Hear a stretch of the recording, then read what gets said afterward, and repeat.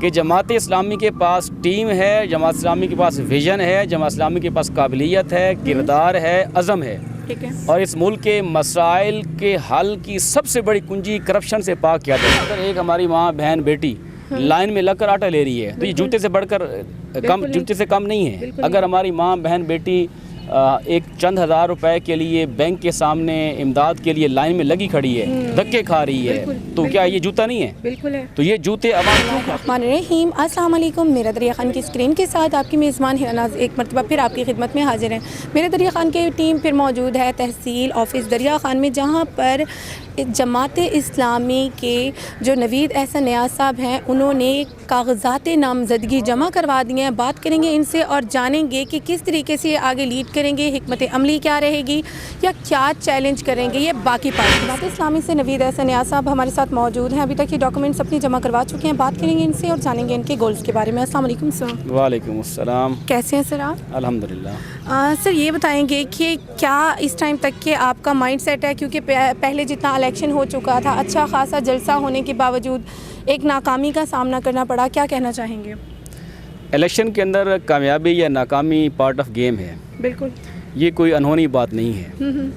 असल चीज़ ये है कि हम आवाम को इस जानिब मुतवज्जह करते हैं कि आप वडेरों को, प्रॉपर्टी और लैंड ओनर्स को, आप माफियाज को वोट देकर इस हालत में पहुंच गए हैं कि आज आटा लाइन में लगना पड़ता है। आज बेरोज़गारी है, महंगाई है। आप जमात इस्लामी का इंतखाब करें। जमात इस्लामी के पास आपके मसाइल का हल मौजूद है।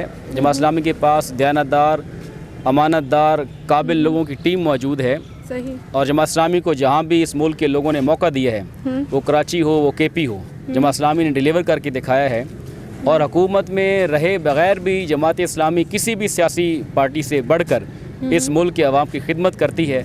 लेकिन ज़ाहिर है फ़ैसला अवाम का है, उस पर हम कोई कमेंट नहीं कर सकते। जैसे वो फ़ैसला करते हैं वैसे ही हालात को देखते हैं। बिल्कुल सर। इस टाइम जो सबसे बड़ी दो पार्टीज़ आपस में टक्कर की नज़र आ रही हैं वो एक न्याजी ग्रुप है और एक निवानी ग्रुप है, जो काफ़ी टाइम से इस चीज़ के ऊपर है। सर आप मुझे ये बताएं कि आपका नेक्स्ट क्या ऐसी हिकमत अमली है जिससे आपको लगता है कि थर्ड पार्टी को आखिर यहाँ पे एक नाम, एक लोहा मनवाना पड़ेगा, उसमें से जमात इस्लामी जैसे हो सकती है, तो आपका क्या हिकमत अमली क्या है कि किस तरीके से आप इन दो पार्टीज़ के दरमियान इस तीसरी पार्टी का नाम लाएंगे? पहली बात तो यह है कि आपने जो सवाल किया है कि इस इलाके की, हल्के की दो बड़ी पार्टीज़ हैं, नवानी पार्टी और टक्कर का मुकाबला। जी, मैं आपका सवाल समझ गया हूँ।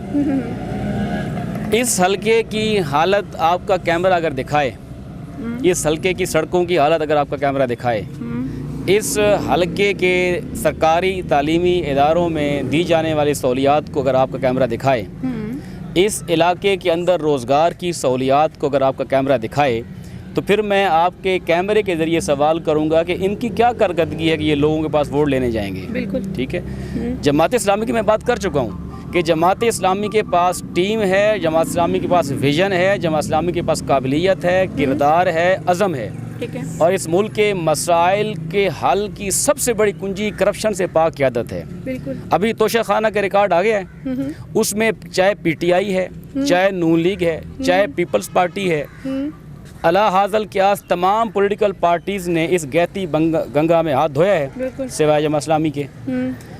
जितने भी स्कैंडल्स आए हैं, पनामा का स्कैंडल आया है, दीगर स्कैंडल आए हैं, तमाम पार्टीज़ के नाम हैं, जजेस हैं, जर्नैल हैं, ब्यूरोक्रेट हैं, सरमायादार हैं, इन तमाम पार्टियों से। और ये पार्टीज़ नहीं हैं, इसके बारे में हम ये कहते हैं ये प्रॉपर्टीज़ हैं। अच्छा। ये प्रॉपर्टीज़ हैं, ये चंद लोगों की मलकियत हैं, उन सब के नाम मौजूद हैं। सही। कौम को समझाने की हम कोशिश कर रहे हैं कि आपके हालात को ख़राब करने वाले लोग यही हैं जिन्हें आप वोट देते हैं। या दूसरे अल्फाज में ये कह लें कि ये लोगों को बहका कर, इनके पास हथकंडे ऐसे हैं, इनके पास इस तरह के ज़रिए हैं कि ये लोगों को फिर 5 साल के बाद नाकाम हुकूमत करने के बाद उनके पास वोट लेने आ जाते हैं। आपके कहने का मतलब यह है कि आवाम धोखे में आकर अपनी नाकामी, अपनी बदहाली ख़रीदती है? जी, आवाम की मिसाल ये आप इस तरह भी ले लें कि आवाम अपना जूता इनके हाथ में देती है कि आवाम के सरों पर मारा जाए।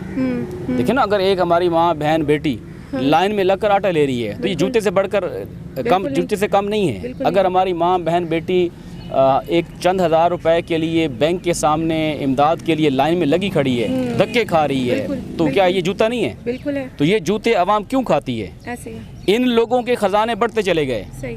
इन लोगों की प्रॉपर्टीज़ बढ़ती चली गई, इनके कारोबार तरक्की करते चले गए। सर मेरा लास्ट क्वेश्चन आपसे है कि मुझे ये बताएं कि अगर आवाम आपको मुंतखब करती है, आवाम आपको एक चांस देती है, तो आप क्या कहना चाहेंगे कितना? क्योंकि जब भी हमने किसी भी सियासतदान से बात किया, ठीक है, इलेक्शन टाइम तक तो तमाम तर हजरात नज़र आते हैं और इतने एक्टिव नज़र आते हैं कि उनसे ज़्यादा चाहने वाला हमारा कोई नहीं है।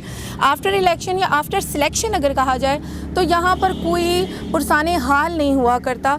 अगर आवाम आपको चुनती है, मुंतखब करती है, तो आवाम के लिए आपको मतलब इन तमाम चीज़ों को जिनको आपने काउंट करवाया कि हमारा कैमरा दिखा सके, बेशक कि हर निगाह उसे देखती है, आप मुझे ये बताएं आपको कितना एक लिमिटेड टाइम चाहिए जिसमें आप कह सकते हैं कि मैं इन तमाम तर चीज़ों को कवर अप दे सकता हूँ?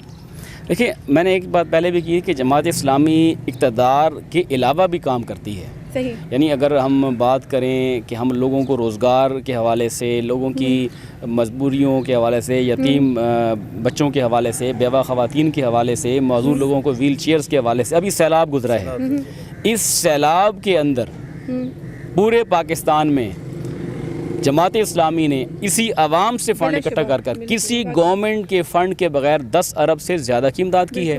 आप किसी ज़िला बखर से 1.25 करोड़ से ज़्यादा की इमदाद जमात इस्लामी की अल-खिदमत फाउंडेशन ने की है। लेकिन इस किस बात की अलामत है कि हम मैनेज करना जानते हैं, मैनेजमेंट आती है, और हम आवाम की अमानत को अपनी ज़ात पर खर्च नहीं करते। पहली बात, जब एक सियासी कारकुन लीडर सबसे पहले अपने आप को महरूम करता है, ठीक है, उस चीज़ से जो उसकी नहीं है।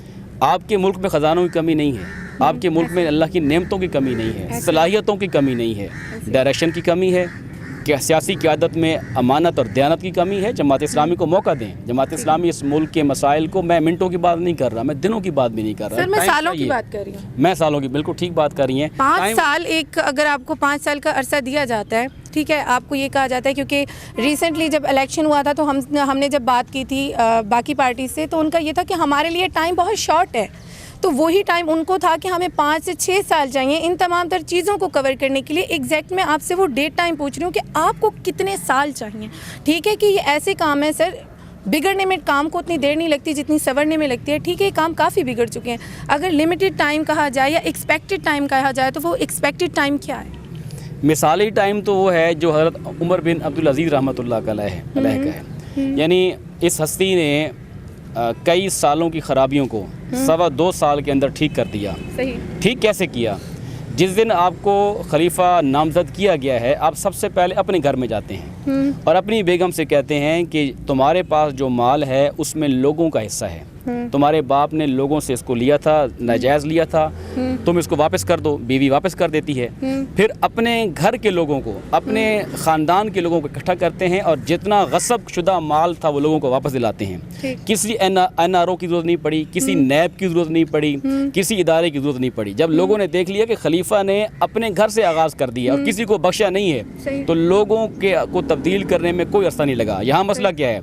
हुक्मरान ये कहता है कि मैं दूसरे के चोर पर, दूसरी पार्टी के चोर पर तो कार्रवाई करूंगा, जो मेरे करीब है, जो मेरी पार्टी का चोर है, मैं उसको सेफ साइड दूंगा। उसका नतीजा क्या है? उसका नतीजा ये है कि इस वजह से अदालतें काम नहीं करती, आपकी इंतज़ामिया काम नहीं करती, आपकी पुलिस काम नहीं करती। जब हम ये मैसेज देंगे कि भाई सबसे पहले मैं अकाउंटेबल हूँ, मेरे इर्द गिर्द जो लोग मौजूद हैं, मेरे पार्टी के वर्कर्स मौजूद हैं, वो अकाउंटेबल हैं, उसके बाद किसको हम स्पेयर कर सकते हैं?